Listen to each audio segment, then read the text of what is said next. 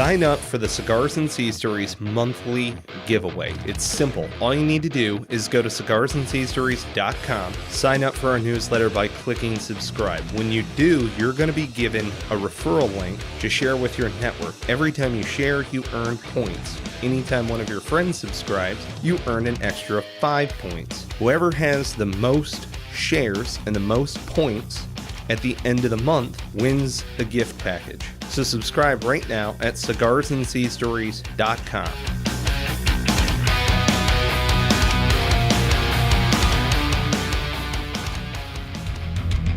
From the halls of Montezuma to the shores of Tripoli, we fight our country's battles in the air, on land and sea. Hello, folks. This is your host, Bennett Tanton, and today we are sitting down with Jason Evett. Jason is the founder and CEO, or just the founder? Did you actually give yourself the title CEO? I think I need to make some money before I say CEO. I like it. Of Airborne Outfitters, and your first product is the multifunctional dry bag. And this idea basically came to you while hiking, right? Yeah, so we were hiking up in the Bitterroot in Montana on a elk hunt, and we were going to set up base camp. We got up probably 8,000 feet, 7,000 feet, something like that. But we had a long trek in, and the thing, like with my pack, I'm always thinking about weight and space. If you can minimize that, man, that's of course. money. Whether it's water or food or whatever, right? So we get set up, we get the tent fixed, all that jazz, and I start taking things out. And the first thing I did was pull out my dry bag, and in that I usually keep my down sleeping bag, because if that thing gets wet, I'm done. Down is beautiful. You are done. Done. That's right. So I take that out of the dry bag, throw the dry bag to the side, and get my cot set up or whatever. But the thing that I noticed, later on in the week is that dry bag. It went from being like the most important piece of gear to the least important, just in a matter of seconds, because once the tent was set up, it's protected from the elements. So I looked at it to see if there was a way that I could repurpose it, and that's kind of where the idea was born. So full disclosure, Jason is an Air Force vet. So you notice how he said that cot thing, the cot comment? He's going to sleep on a cot out when he's hunting. Well, so let's be clear. It would be thermarest, climate. Sorry, I had to put it out there. Just, it's that little... I had to carry a no-kidding cot 4 miles deep, I'd pass. I'd call in my brothers in the Hilo squadron and have them fly it out there too. Shit, that's awesome. So, all right. So I love the product. My biggest thing is like the water. Well, as a former recon Marine, my life revolved around having waterproof gear. Yeah. Basically, and then also it's a flotation device in the water. If it's waterproof, it's going to float. So, it's double fold, keeps all your stuff dry and that. And then this product for you guys goes 2 steps further, because if you've got like a thermarest, you can blow it up with this, right? Not like the little crappy ones that we had in the military that are like, half an inch thick, the self-inflating that they say. That don't really self-inflate. That don't really self-inflate, and they just kind of suck anyway. Yeah. Which is just to keep the barrier. I like the old isomats way better, but they're really bulky to carry. So if you've got the thing that you can blow up, I guess it would be awesome to do it with this instead of your lungs. Yeah, and so a lot of people, I guess, truly don't understand the AirPad's purpose. So the majority of people are going to buy, your weekend campers or whatever, they're going to buy them for comfort. Yeah, like a Coleman mattress. It's actually Yeah. like a replacement mattress. Yeah, but to fully understand what that thing does, I mean, you got to understand the anatomy of a sleeping bag, right? So a sleeping bag, it keeps you warm because of loft. You know, the baffle, if you will, between that inner and outer material is going to have insulation inside, and it's going to trap in heat because it has loft. But the thing a lot of people forget about is that loft is condensed on the bottom part of your sleeping bag because it's you're laying on it, right? So it's not providing you that insulation. So you use an air mattress to create a gap between you and the earth. And Which will so, just suck the life right out of you if you oh didn't. hell yeah! So, I mean, that's the biggest round killer. especially at elevation and in really colder climates. Absolutely. And then so Knock you out.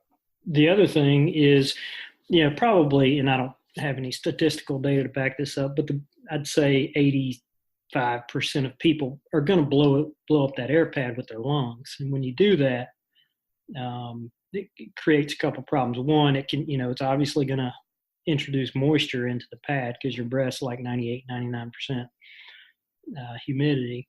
And so that's going to, over the long run, reduce the insulation properties of the air mattress itself. But the biggest thing is it's going to reduce that R value immediately. If you think about if you're building a house, you're going to want to put a vapor barrier between the outside wall and that insulation because insulation is going to keep you warm. So, there is some added value there. And then for dudes operating, say, above 10,000 feet, you might not have the lung capacity to blow it up anyway. So it's multi. And that was a big point that you brought up to me the other day. Is you were like, yeah, I mean, because at altitude it makes complete sense. A lot of my family lives in Colorado, so I get it. You know what I mean? Yeah. And I go up there and I'm, if I'm hiking, you can't even breathe for the first day or two. Yeah. No doubt. So give us a little bit of your background. Like, so you're outdoors kind of, like, how did you get in? I mean, you said you were elk hunting, right? Yeah. Yeah. So how did that happen? Like, I mean, I'm a pretty, I like the outdoors and whatnot, but again, I've never been elk hunting. I mean, I've been deer hunting a lot. I've always wanted to go elk hunting, but, that kind of takes things to another level. So how did you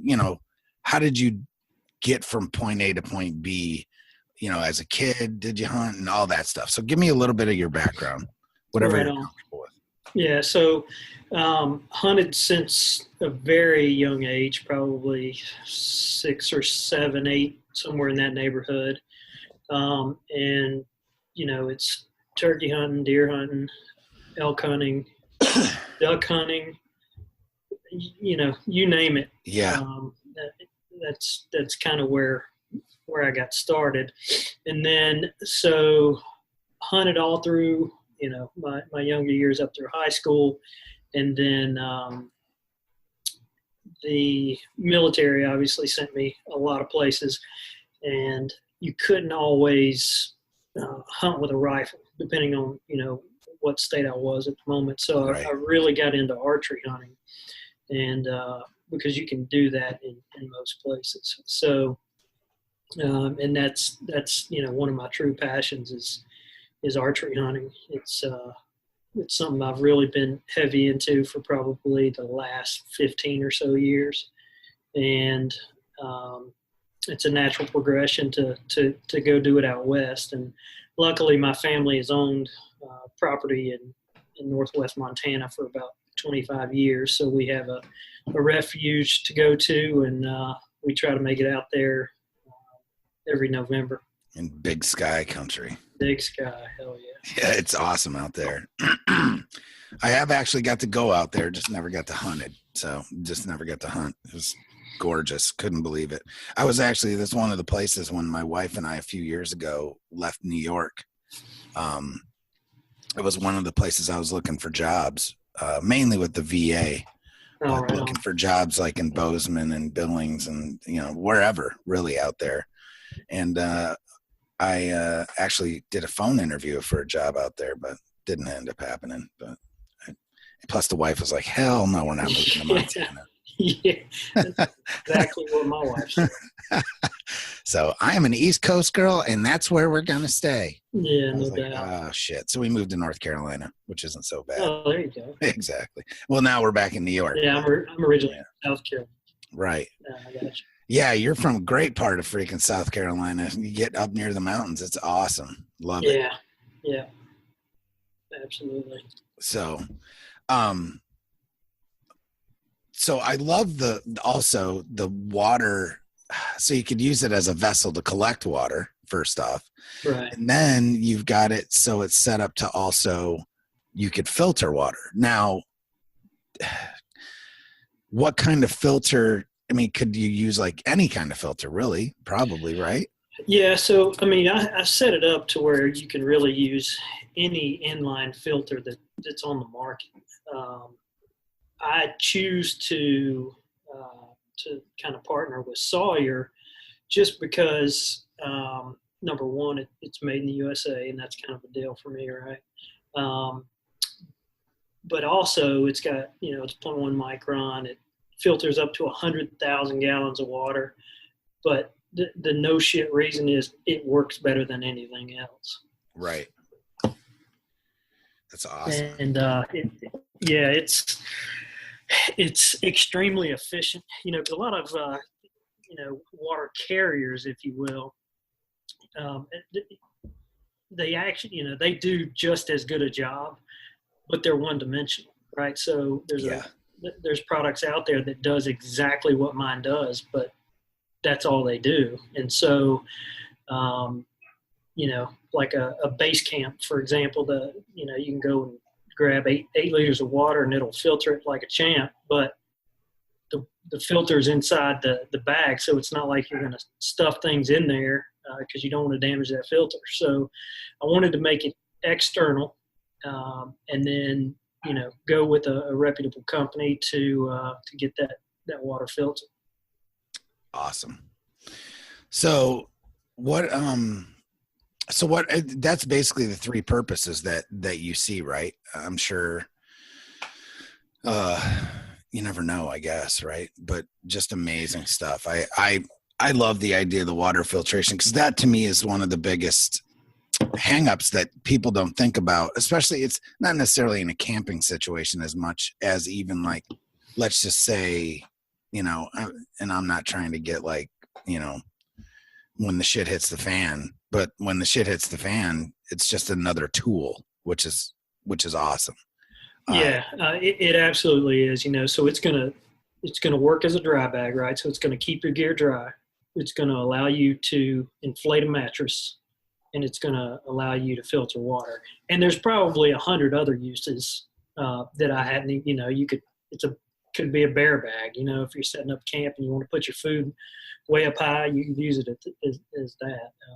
Lots of uses, but those are the main three. Yeah. Awesome. So yeah, it's because then that's another market. It's the survival market, basically. Now, what do you see going forward? Because you have an Indiegogo campaign up, right? Right. Yeah. For outdoor event, or for Airborne Outfitters. And it's mainly just for the bag, but as a larger brand, where do you see, what is your goal? What is your vision down the road? So, kind of the way I got to this, and it's a bit of a long story, was I spent a ton of money on outdoor gear, whether it's, for hunting out west or camping or whatever the case may be. But a lot of the times it's not always perfect, whether it's due to, my small stature, it doesn't fit me right, or there's things that I see that I think could be improved on. And that's kind of where this originally started was 2014, I got diagnosed with PTSD, and I needed to find something. Find a hobby. Yeah, that ain't no lie, right? So literally like life or death. If I don't find a hobby, bad things are going to happen. Yeah. I mean, Yeah, I'm no, sure. I know. I'm there with you. So, And I'll caveat with, I enlisted as an E1, finished up as a lieutenant colonel. But the thing that I was comfortable with was school, right? So we had just moved to Dayton. That was my 13th assignment. And I had just finished my second round of grad school. And I know that sounds elitist, but, that's what the Air Force does. No, that's what they do. And Yeah. it's what you have to do nowadays to be competitive, too. That's right. So I'd gotten here, had some issues, finally, felt like raising my hand for some help.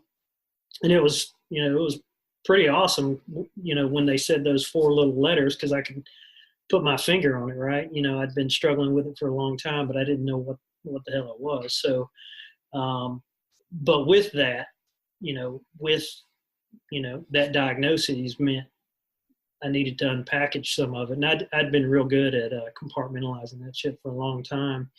And so, every week you're going and sitting with your therapist, and, I called her the bartender because, most of the time I would listen to other people's problems, but I gave them to her, and it was great. But after you get off work, you just look around and, I don't have anything to do. You're like, what now?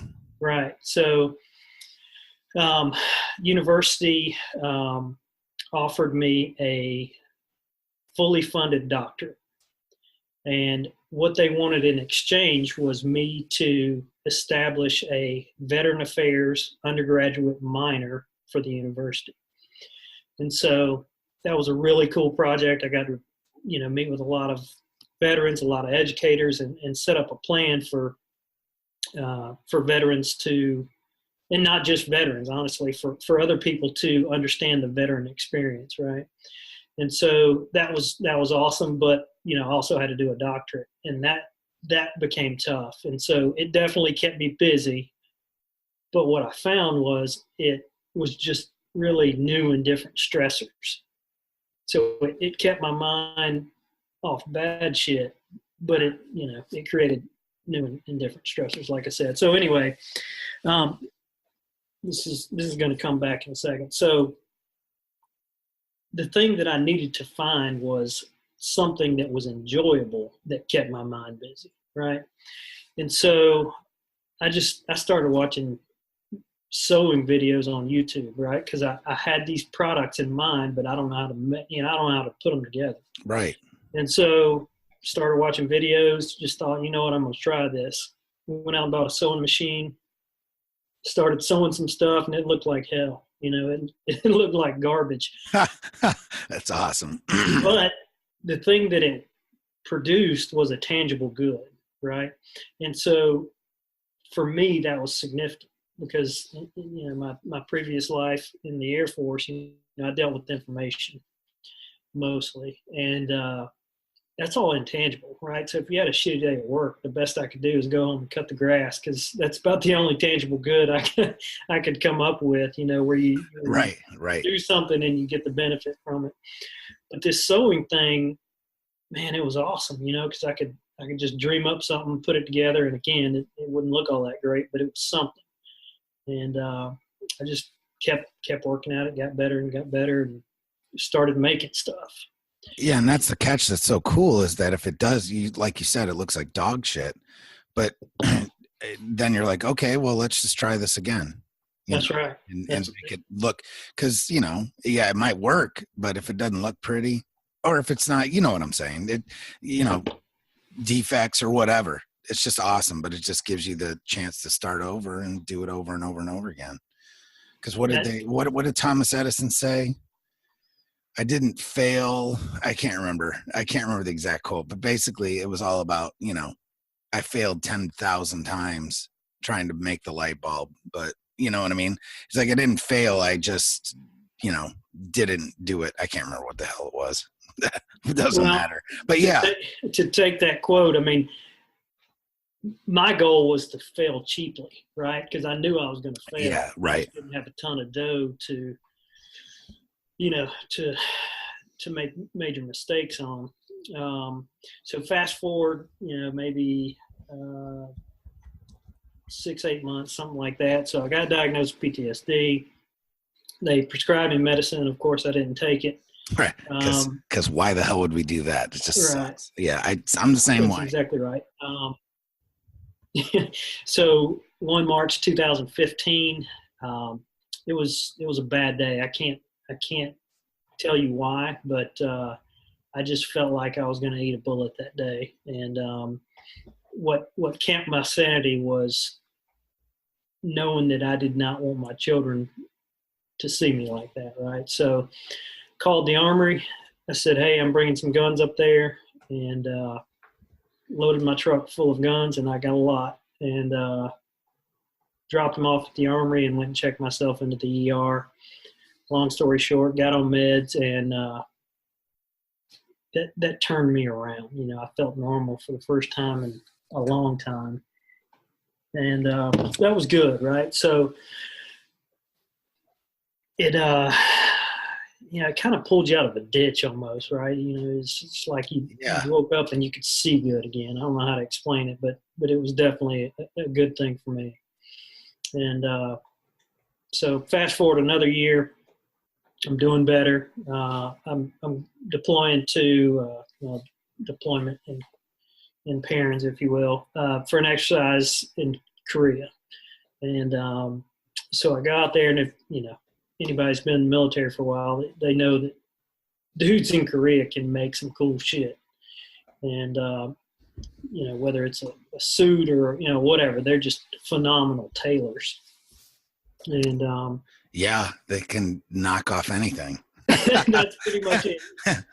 You can go in there with Vogue magazine and make some $10,000 dress for $100. Granted, that's not what I'm interested in. The story was always like, if you come home without a suit, you're wrong. That's you know what I mean? Right. Yeah. So I'm not interested in suits. I was looking for tactical gear, right? Because that's what I dig. So found this one shop, and I was looking at their goods, and by this time I'd been sewing for about a year, so I knew what quality stitching looked like. Right. So I'm no resident expert, but I know what mine used to look like and what it's supposed to look like, and so that kind of gave me confidence, right? So I found a tactical duffel that I really liked. And then I took it back to the dorms and just kind of started deconstructing it. And some of it didn't really make sense. They're making it for us. They're not making it for their folks most of the time. And so one of the pockets just didn't make sense. So I took it back down there the next day and just said, hey, I think if you change this up a bit, you probably sell more of these. Right. And they just started taking notes, and went back a week later, and they had taken my advice and made exactly what I recommended. And I was like, holy shit, this is cool. This is something I could get around, right? So they wanted more advice. They invited me down to the manufacturing facility, and hey, that's my life. I love the outdoors, and I know what good gear looks like, and they just started making stuff that I recommended, and it was kind of at that point where that's pretty cool. I knew that's what I wanted to do, and I apologize for the length of that story. No. That's what this show's all about. It's about telling that story, and the fact that you have that little military twist in there helps a lot too. Yeah, because it just helps. It's guys. There's a lot of guys and gals that listen to this program that. They've got the same issues, and it's kind of like showing that it's not something that you can't deal with. You just got to have the tools to deal with it. And this is what it's what I found in all my years of dealing with this, and as a mentor, peer support specialist, coach, whatever the hell you want to call it, is that finding a new mission is the key. It's the basis of all recovery. So this is your mission. And if this can inspire one other person to do that and find their mission, That's what this is all about, right? Right on. Yeah. And so, that's kind of it for me now. So, I definitely want to make money. Don't get me wrong on that. But I also want to show people that, self-medicating, alcohol, and suicide is not the way to do it. Find something that you're passionate about and just dump your soul into it. Because, I swear to you, if I get on a sewing machine and have some good tunes going, there's nothing better. Yeah, and you don't even, next thing you know, it's 2 a.m. Yeah. Yeah. You're not watching the clock. You're just you're having fun, and whatever that is for other people, find it, and that will help keep your sanity. Absolutely. So I did find that quote that I was trying to quote, just because I have to do it correctly. I have not failed. I've just found 10,000 ways that won't work. Thomas Edison. Yeah, well, shit, Bringing it back WD-40, around. right? Exactly. Right. No kidding. And just because it doesn't do what you wanted it to do doesn't mean it's worthless. That's another good quote by Thomas Edison. So, especially if you're making shit, because you never know. You just don't. You just have no idea you might, oh my God, well, it's not working for this, but it's working for this. So, yeah, I learned to sew when I was young from my mother. She basically was a seamstress, and that's kind of how she made extra money. Right on. And I haven't done it in quite a while, but I find myself hand sewing to mend all kinds of shit in my house, clothes. And with, three kids, or I have 4 kids, but 3 that live with me, they're always tearing out a knee in something or ripping something. So the fact that I actually know how to sew, and that came in handy in the military too. So, oh yeah, no doubt. And frankly, it's therapeutic. I totally understand where you're at when you say that. It's just, I put on my reading glasses and I grab a needle and thread and go to town, man. It's pretty awesome. So yeah, I love it. It's something I never in a million years thought I would do or enjoy. I could just see you sitting behind a sewing machine. People are like, what the hell's going on? Yeah, so when I walk into Joann's fabric store, right. It's hilarious, right? Because they all come to help me because they assume I don't know what the hell I'm doing. And right, that's awesome. That's pretty funny. So do you clip coupons from Joann's? No, I get text messages. Text messages? You get them in the email? Because my wife, because she does a lot of craft. She does lots of craft stuff. So it's she's like, where are you? I'm like, well, I'm up by, I'm going to Staples or something. She's like, oh, can you go into AC Moore? I'll send you this email. I'll send you an email with the coupon to buy some yarn or whatever. Shit's hysterical. So funny. And they're like, what in the heck is this guy doing in here? So you're going to continue to do this. Do you have any ideas for more products? Yeah, so I do have two products that I am ready to introduce in my mind, right? I need to make them, but I need this one to sell first, right? So gotcha.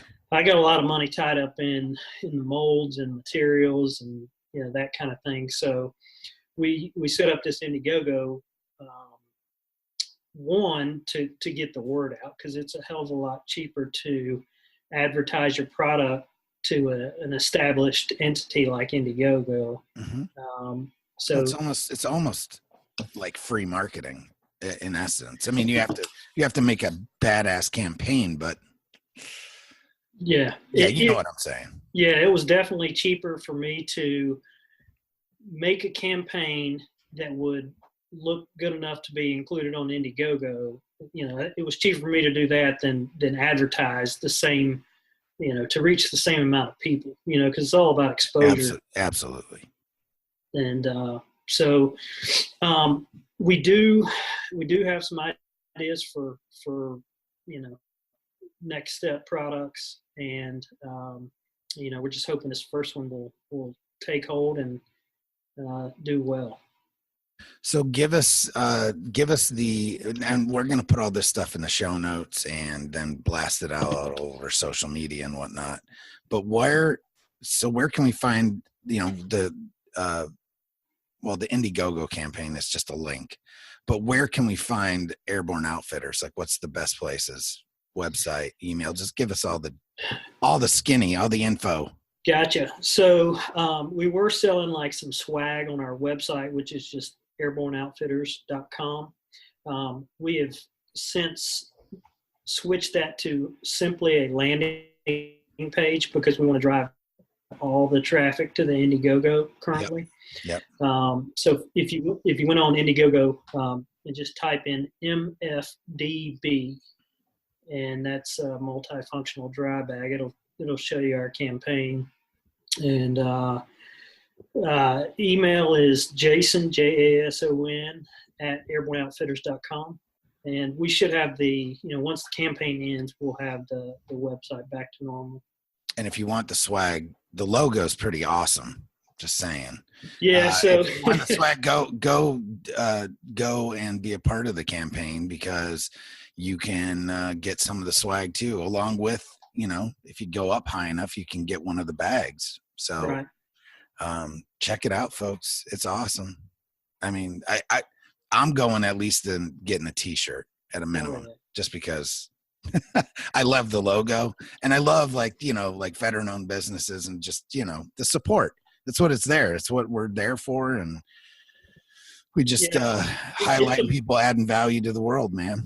It's amazing the support that I've gotten from other veteran entrepreneurs. I mean, it is no kidding a brotherhood. It really is. And whether they're, pushing my stuff on Instagram for nothing, I mean, just to help a brother out, I mean, that's out there. It's cool. It's cool that people are, even after the military ends, we're still looking after each other. Absolutely. Oh, the last thing I wanted to touch on is your thoughts on a military application for this. So possibly marketing it to the military. Yeah. So I think, although I'd love it to be a kit, like a $2 million kit purchase right. by the Army, I don't see it necessarily as that. I see it more for smaller elite groups that are going to, have a need operating at high altitudes. But I think there definitely is DoD application. I think there's also good application if you look at FEMA, for example. I think if some dudes had my bag in Puerto Rico right now, they would be in better shape. So absolutely. And that was one of the first things that popped into my head too, is the emergency management application for it. Yeah.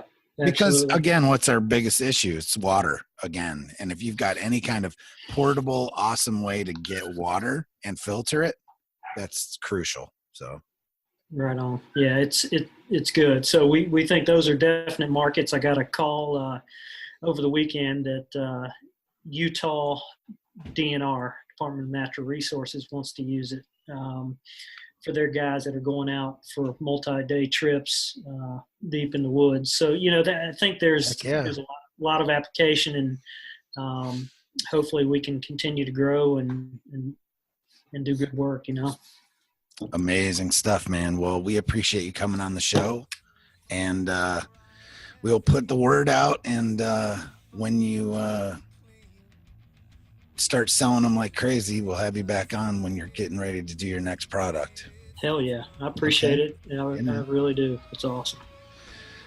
So take care. Have a great day, folks.